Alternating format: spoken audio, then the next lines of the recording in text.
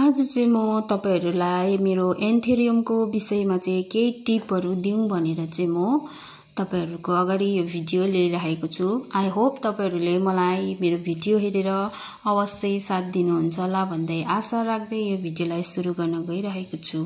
So नमस्ते सबैजनालाई। So welcome छ मेरो भिडियोमा तपाईहरुलाई है। मेरो युट्युब च्यानलमा स्वागत गर्छु है। आज चाहिँ म तपाईहरुलाई यो एन्थेरियमको विषयमा केही कुराहरु भन्न गइरहेको छु।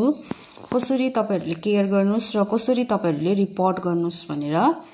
सो मैले चाहिँ यहाँनिर 6 वटा रिपोर्टिङ गर्नुको लागि चाहिँ रेडी गरिरहेको छु है एन्थेरियमलाई चाहिँ।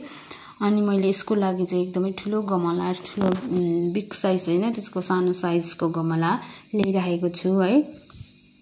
र तपाईहरुले रिपोर्टिङ गर्दाखेरि चाहिँ के मल लगाउनु होस् भन्दाखेरि चाहिँ कोकोपिट, परलाइट, मैले चाहिँ काठको भुस। तपाईहरुकोमा अवश्य कोकोपिट र परलाइट छैन भने घरमा कोइला हुन्छ, कोइला कुटेर लगाउनुस्। कोकोपिटको जग्गामा यो काठको भुस युज गर्नुस्। अन्त यसमा जंगली मल, बलुवा मिक्स गर्नुहोस् है। तपाईहरुलाई जति क्वान्टिटी चाहिएको छ त्यतिमै तपाईहरुले मिक्स गर्नुस् होला है।